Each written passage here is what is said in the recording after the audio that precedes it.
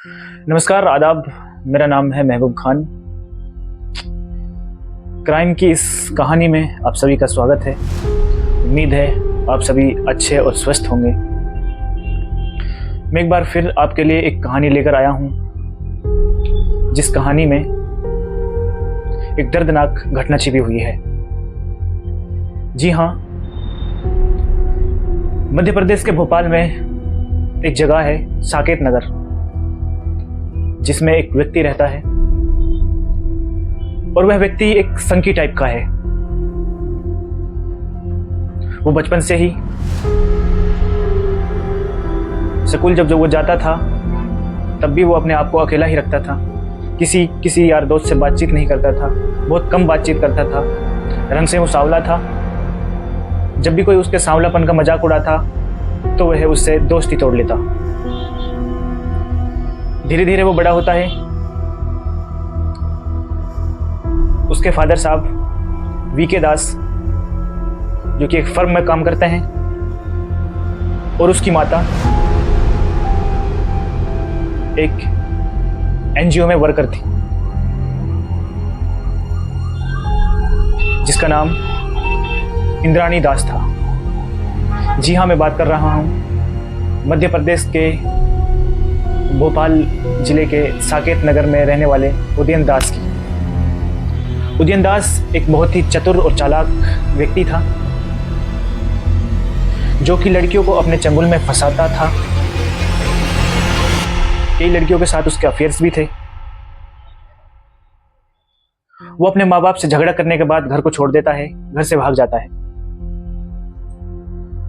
मध्य प्रदेश में एक दूसरी जगह पर उनका घर था, वो वहां जाकर रहने लगता है।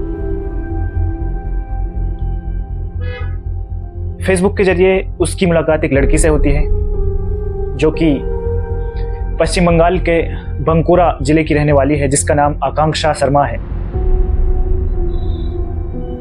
आकांक्षा शर्मा के पिताजी शिवेंद्र शर्मा, जो कि बैंक मैनेजर हैं।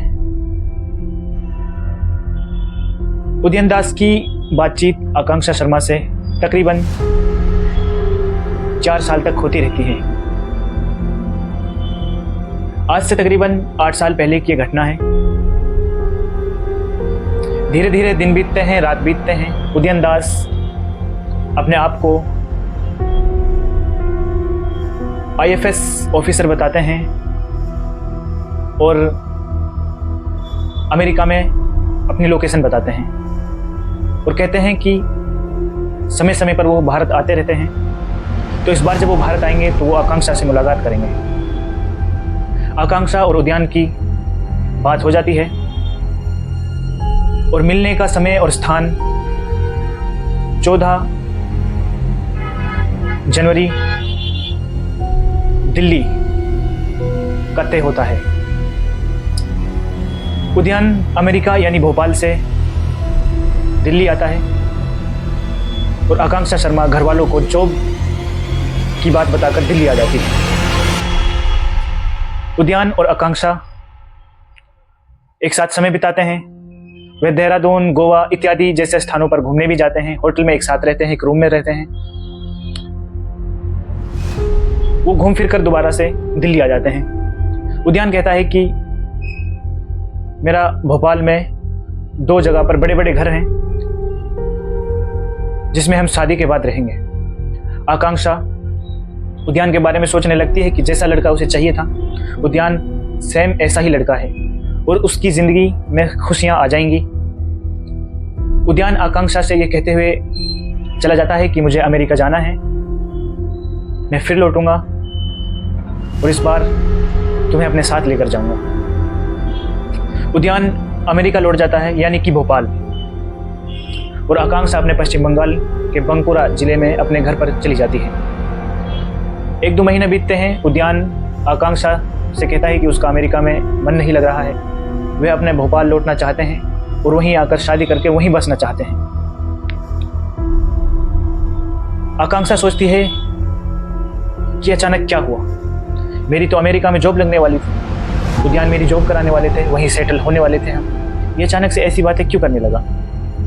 तो आकांक्षा उद्यान के प्यार में बह गई थी तो उसे लगा कि आज नहीं तो कल उद्यान उसे अमेरिका लेकर जाएगा और वहाँ पर सेटल हो जाएगा। उद्यान आकांक्षा से बात करता है, उसे समय देता है, उसे तारीख देता है, उसे स्थान देता है कि मैं उस तारीख को भोपाल पहुंचूंगा और वहीं पर हम किसी मंदिर में शादी कर लेंगे। आकांक्षा अपने घर वालों को जॉब की, नौकरी की झूठी दिलासा देकर पश्चिम बंगाल के बंकुरा से आ जाती है और उद्यान के साथ में भोपाल में कालीबाड़ी करके एक मंदिर है, उसमें शादी कर लेती है। उसके बाद में वो साकेत नगर वाले घर में रहने लगते हैं। धीरे धीरे आकांक्षा को उद्यान पर शक होने लगता है, क्योंकि वह उद्यान अपने माँ बाप के बारे में कभी कोई जिक्र नहीं करता है। आकांक्षा उससे पूछती है तो वो उनकी बातों को दरकिनार कर देता है। धीरे धीरे आकांक्षा को और चीजें पता चलती हैं। उद्यान एक नंबर का नशेड़ी है और उद्यान का कई लड़कियों के साथ में अफेयर्स भी हैं। इस बात से आकांक्षा चिढ़ जाती है और उस पर दबाव बनाने लगती है। धीरे धीरे करके आकांक्षा शुरुआत में जब आई थी भोपाल तो अपने घर वालों से बातचीत कर लेती थी, लेकिन धीरे धीरे करके आकांक्षा ने अपने घर वालों से बातचीत करना बंद कर दिया। सिर्फ व्हाट्सएप पर टेक्स्ट मैसेज से बात किया करती थी। एक दिन उद्यान के पास में एक मैसेज आता है जिसमें आकांक्षा की शॉर्ट्स कपड़ों में तस्वीरें थी और वो मैसेज और वो तस्वीरें भेजने वाला आकांक्षा का एक्स बॉयफ्रेंड था। उद्यान इस बात से चिढ़ जाता है। उद्यान आकांक्षा से पूछता है कि इतना बड़ा झूठ तुमने मुझसे क्यों छुपाया। उद्यान होशो हवास खो बैठता है। उद्यान अपने आपे में नहीं रहता। वो आकांक्षा को देखता है। देखते हुए सिर्फ आकांक्षा में उसे एक धोखेबाज लड़की नजर आती है। दिन बीतता है, रात होती है, आकांक्षा सो जाती है, लेकिन उद्यान नहीं सो पाता है। उद्यान सिर्फ उसी लड़के, उसके एक्स बॉयफ्रेंड के बारे में सोचता रहता है और आकांक्षा के बारे में सोचता रहता है। उद्यान को नींद नहीं आती है। जैसे जैसे रात बीतती है, रात्रि के मध्यकालीन में उद्यान आकांक्षा को मारने की योजना बनाता है। सुबह भोर होने से पहले तकरीबन 3 से 4 बजे के आसपास उद्यान आकांक्षा को मौत के घाट उतार देता है। दिन निकलता है। अब उद्यान सोचता है कि आकांक्षा की लाश को कैसे ठिकाना लगाया जाए। वह बाहर जाता है, सीमेंट के बोरे लेकर आता है। घर में अपने एक दोस्त जिसका नाम रवि है, वो मिस्त्री होता है, उससे वो एक चबूतरा बनवाता है। उस चबूतरे में वो आकांक्षा की लाश को दफन कर देता है और उस चबूतरे पर डिजाइनिंगदार मार्बल डलवाता है ताकि किसी को शक ना हो। महीना बीतता है, 2 महीने बीतते हैं। आकांक्षा के माता पिता को चिंता होने लगती है क्योंकि आकांक्षा अब उनसे बात नहीं कर रही होती है। आकांक्षा के माता पिता पास के थाने में अपनी बेटी की गुमशुदा और लापता की एफआईआर कराने जाते हैं, जिसमें आकांक्षा के माता पिता उदयन दास के बारे में भी बताते हैं।